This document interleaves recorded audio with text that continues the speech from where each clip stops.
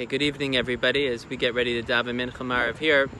Just wanted to thank all of our supporters in our Mishkan campaign. We just launched this campaign 2 weeks ago and we're already 40% of the way towards our goal of $100,000. So thank you so much for all of those supporters, and if you haven't supported yet, please consider doing so by going to our website at jcot.org. I just wanted to share a brief thought based on the Medrash, which explains how Bitzalel, the great architect of the Mishkan, got his name. Bitzalel literally means in the shadow or in the shade of the divine. The Medrash explains that Moshe, when he was explaining to Bitzalel all the different components of the Mishkan, the Aron, the Menorah, the Shulchan, the Mizbeach, all of the parts of the Mishkan that were going to be critical to the Avodah, to the sacrificial rite that took place there.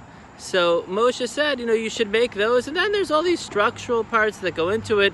There are the walls, there are the beams, there are the curtains.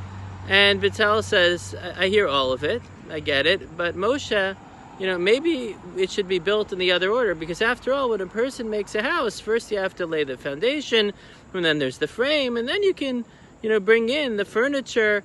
And of course, the nimshal, the point was that first you have to build the beams and the poles and the curtains, and then you can bring in the kalim. The Aron goes to the Kodesh Kadashim, and the Menorah and the Shulchan, the Mizbeach HaKtoros go to the Kodesh, etc. And Moshe says, yeah, I guess you're right. That's what it was that Hashem told me. Shema Bitzal Kel Hayisa. Maybe you were in the very shadow of the divine as well.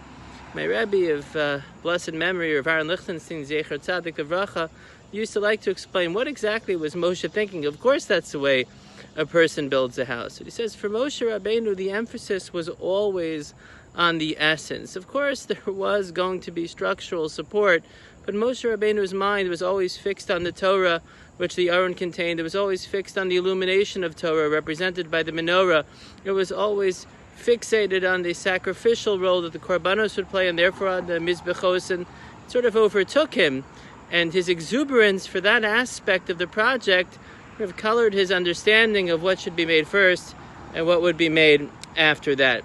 And so, of course, when it comes to our shul, we understand very clearly the essence is the Torah that we learn together, and the davening that we have together, and all the wonderful chesed that we can do for each other and with each other, and the wonderful programs that we have for our youth, and we continue to have even at this time. Is just this morning our children finished Masechta Bava Kama, and you can pick it up with us next week as we start Bava Metzia. That's of course the heart of it all, but for that to exist, so we need a structure. Just like the Mishkan of old, we're going to need to have the beams and the poles and the panels and the curtains, and that's what this campaign is really about. Our Mishkan campaign is like the original Mishkan campaign. It's all about the essence, but to get there, Imein Kemach in Torah, without that solid foundation, we're not going to be able to deliver the same product. So please continue to support us at jcot.org. Thank everybody who has supported us, and may our Mishkan be a continued vehicle for all of the values and the sanctity that were ensconced in the original Mishkan